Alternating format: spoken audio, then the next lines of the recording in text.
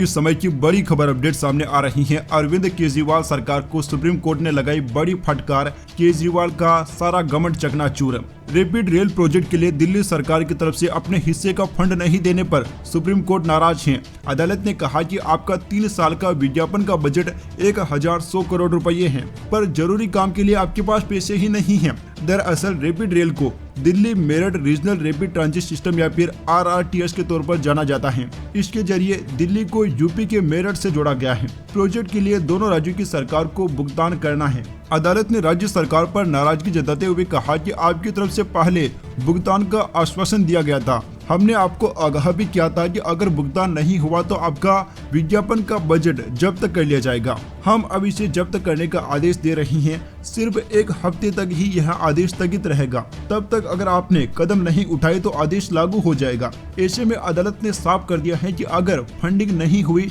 तो दिल्ली सरकार को विज्ञापन के बजट से हाथ धोना पड़ेगा। जस्टिस संजय किशन कौल की अध्यक्षता वाली बेंच ने इससे पहले भी इस मसले पर दिल्ली की सरकार को फटकार लगाई थी। जुलाई में हुई सुनवाई में कोर्ट ने दिल्ली सरकार से पूछा था कि वह अपने प्रचार के लिए कितना खर्चा करती है। कोर्ट ने विज्ञापन बजट को जब्त करने की चेतावनी भी दी थी। इस पर दिल्ली सरकार ने 2 हफ्ते में बकाया धनराशि के भुगतान का भरोसा दिया था। आज जब जजों को जानकारी मिली कि सरकार ने भुगतान नहीं किया है तो उन्होंने सख्त आदेश पारित कर दिया। जजों ने दिल्ली सरकार से सख्त लहजे में कहा कि आपका 3 साल का विज्ञापन का बजट 1100 करोड़ रुपए है, लेकिन आपके पास जरूरी काम के लिए पैसे ही नहीं हैं। हमने आगाह किया था कि अगर भुगतान नहीं हुआ तो भरपाई आपके विज्ञापन के बजट से की जाएगी। अब हम इसे RRTS को ट्रांसफर करने का आदेश दे रहे हैं।